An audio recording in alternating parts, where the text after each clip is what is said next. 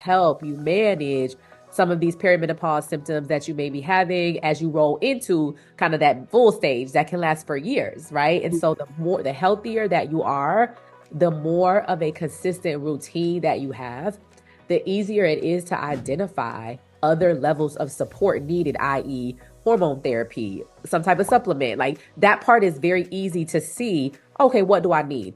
Oh, I still have a hot flash. These are the things that can be done naturally, or these are the things that we can do with something, right? Or as somebody loses weight, those symptoms become easier.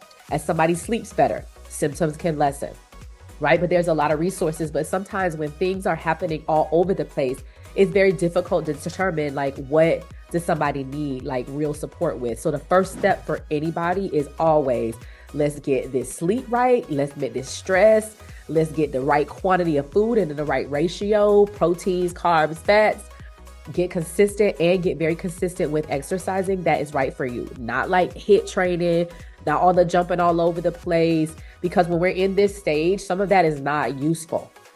Right. Cardio is useful, but that could be walking, like walking every single day, right? Mm-hmm. These are the things that we have to incorporate into your life, but you can do it forever.